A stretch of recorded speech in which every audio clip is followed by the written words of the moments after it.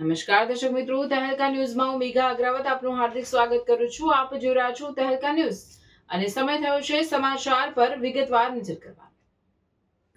ડાંગ જિલ્લાના વઘઈ તાલુકાના ગ્રુપ ગ્રામ પંચાયત ભદપાડા હેઠળ આવતા ધાગડી ગામમાં વિકાસના નામે ગંભીર બેદરકારી સામે આવી છે. 15મા નાણાં પંચની ગ્રાન્ટ હેઠળ વર્ષ 2023-24 દરમિયાન ધાગડી પ્રાથમિક શાળામાં બોરસ્વી મિની પાઇપલાઇન માટે રૂપિયા 2 લાખ ફાળવવામાં આવ્યા હતા, પરંતુ આ કામ શરૂઆતના થોડા જ દિવસોમાં નિષ્ફળ સાબિત થયું છે.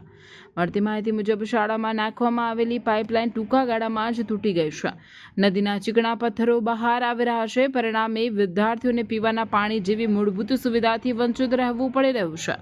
શાળાના આચાર્ય દ્વારા પણ સમયસર ધ્યાન ન આપતા પરિસ્થિતિ વધુ વણસી છે. ઉપરાંત મિની પાઇપલાઇન માટે મૂકવામાં આવેલી ટાંકીનું સ્ટ્રક્ચર પણ સંપૂર્ણ રીતે તૂટી ફૂટી ગયું છે.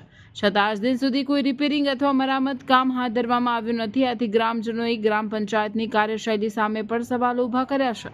સ્થાનિક લોકોના આક્ષેપ મુજબ કામમાં નબળા અને નિમ્ન કક્ષાના મટીરીયલનો ઉપયોગ કરવામાં આવ્યો છે, જેના કારણે સરકારી રકમનો બગાડ થયો છે.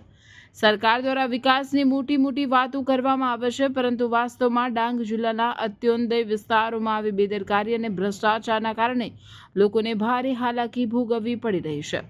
ગ્રામજનોની માંગ છે કે સમગ્ર મામલે ઉચ્ચ સ્તરીય તપાસ કરવામાં આવે, જવાબદાર અધિકારીઓ અને કોન્ટ્રાક્ટર સામે કડક કાર્યવાહી કરવામાં આવે, તેમજ તાત્કાલિક શાળામાં પાણીની સુવિધા પુનઃ સ્થાપિત કરવામાં આવે એવી લોકોની માંગ ઉઠવા પામી છે.